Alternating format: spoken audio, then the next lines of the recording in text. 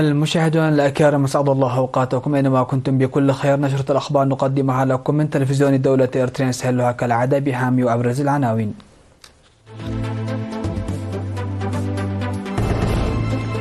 مكافحة التصحر بمشاركة المجتمع في جنوب البحر الأحمر. مكتب التعليم في مديرية قندع يقيم أنشطة التعليم الأكاديمي.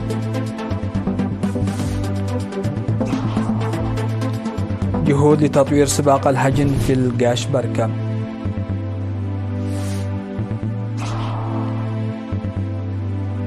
واشنطن ترسل مزيدا من القوات إلى الشرق الأوسط مع ازدياد التوتر. الصين تطلق صاروخا باليستيا عابرا للقارات يحمل رأسا حربيا وهميا. وبكين تندد بحظر سيارات مزودة بتكنولوجيا صينية في أمريكا. أهلا بكم إلى تفاصيل النشرة. ناشد حاكم إقليم جنوب البحر الأحمر السفير محمد سعيد منتاي المجتمع والجهات المختصة لتوسيع أنشطة مكافحة التصحر والتشجير والحفاظ على المياه والتربة. جاء ذلك في الاجتماع الذي عقد بمشاركة المدراء والمدراء التنفيذيين بالمديريات وإدارات الضواحي في 16 و17 من سبتمبر الجاري بمدينة عصب. وأوضح حاكم الإقليم السفير محمد سعيد منتاي في اللقاء ضرورة العمل الجاد لإصحاح البيئة باتخاذ إجراءات تنموية مناسبة لإصحاح البيئة وتأكيد الحفاظ على التربة وعدم انجرافها وصيانة الطرق المؤدية للقرى التي تضررت جراء هطول الأمطار الغزيرة في الفترات السابقة. وأوصى السفير محمد سعيد بتوسيع مشاركة المجتمع بوعي لإنجاز أنشطة التنمية ومكافحة التصحر. وقدم توضيحات عن الخدمات الصحية والتعليمية والثروة السمكية والأنشطة التنموية ومشاركة المجتمع في السجل المدني. وأوصى رئيس مجلس الإقليم السيد علي نور علي بتضافر الجهود بين المؤسسات المعنية والمواطنين. وأكد السفير محمد سعيد علي ضرورة المحافظة على المحميات ومتابعة الإدارات لبدء العام الدراسي وتأكيد المشاركة. أعلن مكتب التعليم في مديرية قندع أن العمل جار لتخفيف التحديات التي تواجه العملية التعليمية. وأوضح مسؤول المكتب الأستاذ جبريسوس ملس في التقرير الذي قدمه في اجتماع التقييم الذي تزامن مع بداية العام الدراسي، أعلن أن معدل النجاح بلغ في العام الدراسي 2023-2024 بلغ نسبة 86% ومعدل الرسوب 11% من بين 18,438 طالبا، منهم نحو 45% إناث. وقال إن إهمال أولياء الأمور وتسيب ونقص المعلمين وانخفاض اهتمام الطلاب كانت من بين التحديات الرئيسية، مشيرا إلى أن الطلاب برنامج عريوت في ضاحيتي عقومبوسا وحوسعيد تمكنوا من المنافسة التعليمية.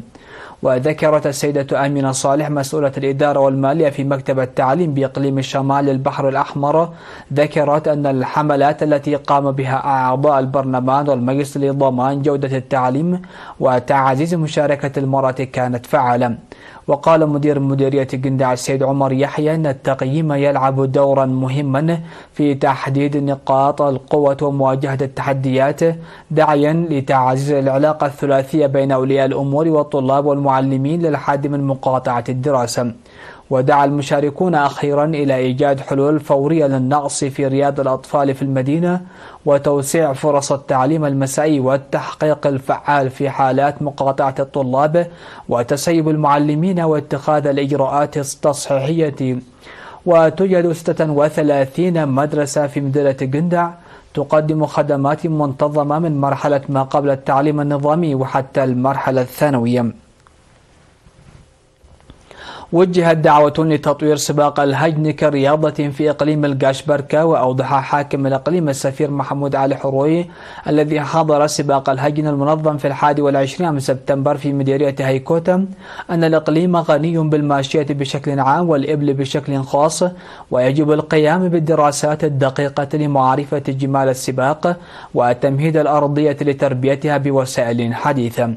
وقال رئيس الاتحاد الوطني لسباق الهجن السيد صالح محمد أبو بكر إن الأبحاث أظهرت أن هناك سلالات مختارة مناسبة للسباق في القاشبركة، داعيا إلى تنظيم التدريب لأصحابها بهدف مشاركتها في السباقات وعدم حصر سباقات الهجن في الاحتفالات والمناسبات. من جانبه أوضح رئيس اتحاد سباق الهجن في إقليم القاشبركة السيد محمد عثمان شلال أن 3 من سلالات الإبل الأربعة الموجودة في البلاد موجودة في الإقليم، و2 منها مؤهلتان للسباق. وقال إن اتحاد سباق الهجن في الإقليم نظم بالتعاون مع الإدارات وأعمال الاستكشاف وسباقات الهجن للتعرف على السلالات المناسبة للسباق وتحقيق نتائج مرضية. من جانبهم دعا أصحاب الإبل إلى إتاحة الفرص لهم للمشاركة في المحافل الوطنية والدولية لما لديهم من سلالات قادرة على المنافسة. توجد حوالي 105,000 رأس من الإبل التي ترعى بوسائل تقليدية في إقليم القاشبركة، ويوجد العدد الأكبر منها في مديريتي منصورة وهيكوتا. نظم فرع جمعية ذوي الاحتياجات الخاصة بالإقليم الجنوبي من 17 وحتى 21 من سبتمبر الجاري دورة تأهيلية لآباء ومقدمي الرعاية لذوي الاحتياجات الخاصة حول كيفية رعايتهم والتعامل معهم من مواطني مديرية صنعاء.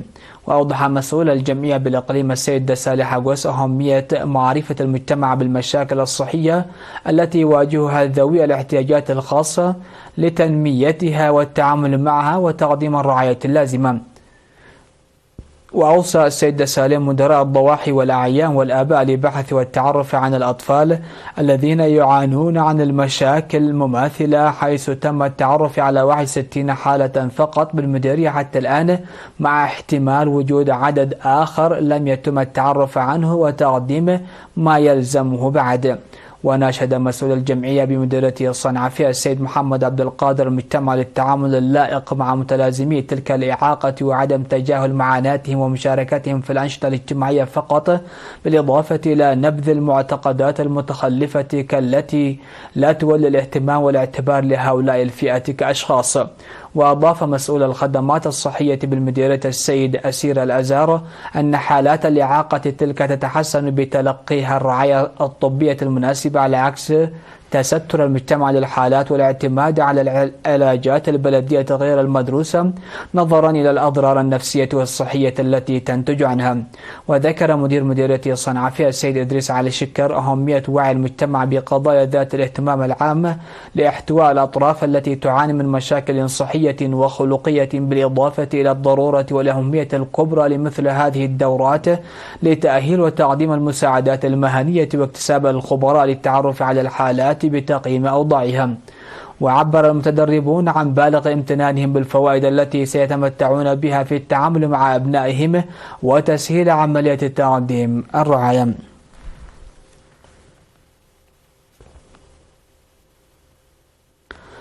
عقدت جمعية جانيفوم التعاونية للمناضلين مؤتمرها السابع يوم 21 من سبتمبر في مدينة غردات تحت شعار لننقل تاريخ الأمس لأجيال اليوم. وزار المؤتمرون مقبرة أوتيت، حيث وضع حاكم إقليم عنسبة السفير عبد الله موسى أكليل زهور على مقبرة قتل الجريمة البربرية التي ارتكبها المستعمر الإثيوبي عام 1975 والمعروفة بمجزرة الأحد الأسود أي سنبطلام. وأفاد التقرير المقدم في المؤتمر بأن جمعية جانيفوم التي تأسست عام 2005 تضم 362 عضوا، موضحا المراحل التي مرت بها الجمعية وأوضاعها الحالية، والتأكيد على أن المهام الرئيسية للجمعية تتركز على نقل قيم النضال التحرري والمجتمعي للأجيال.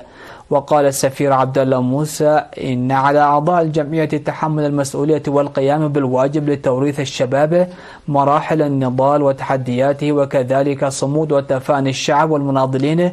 وانتخب المؤتمر هيئة إدارية جديدة. شهد المؤتمر أيضا حفلا تخلله فعاليات مختلفة. مشاهدينا، فاصل قصير ومن ثم نعود لمتابعة الأنباء على الصعيد العالمي.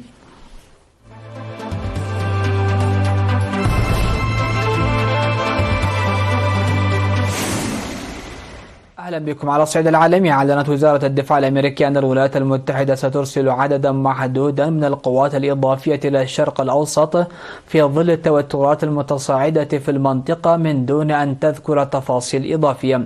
يأتي الإعلان في وقت تزداد المخاوف من اندلاع حرب إقليمية بعد ما ضربت إسرائيل مئات الأهداف في لبنان، فيما يعد أعنف تصعيد عبر الحدود منذ نحو عام من تبادل القصف بين الدولة العبرية وحزب الله.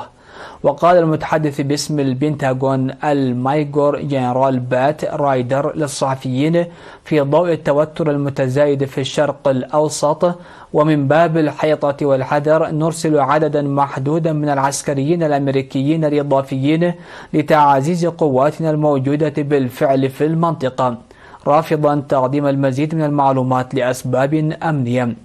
وتنشر الولايات المتحدة آلاف الجنود في منطقة الشرق الأوسط، فضلا عن سفن حربية وطائرات مقاتلة وأنظمة دفاع جوي لحماية قواتها وإسرائيل، وفقا لوكالة الصحافة الفرنسية.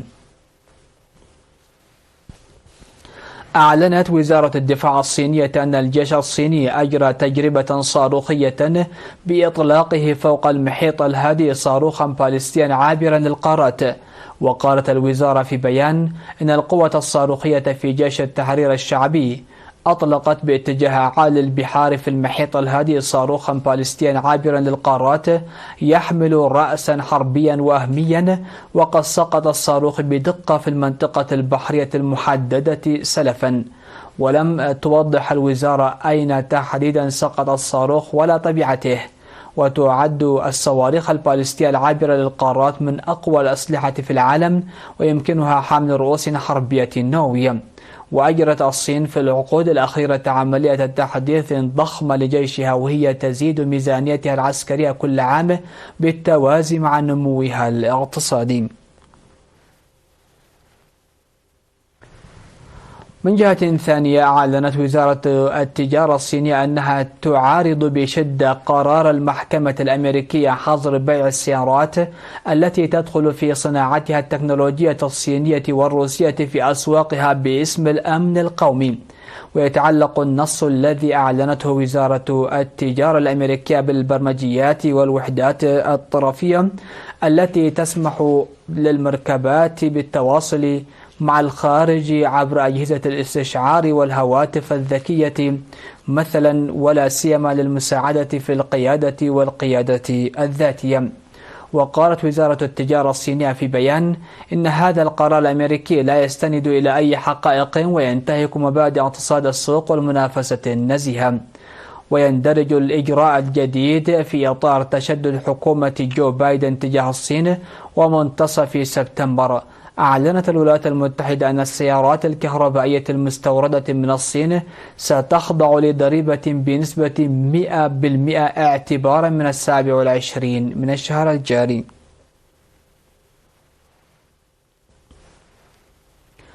مشاهدينا، نختم نشرة هذا المساء بالتذكير أهم وأبرز العناوين. مكافحة التصحر بمشاركة المجتمع في جنوب البحر الأحمر. مكتب التعليم في مدينة قندع يقيم أنشطة التعليم الأكاديمي. جهود لتطوير سباق الهجن في القشبركة.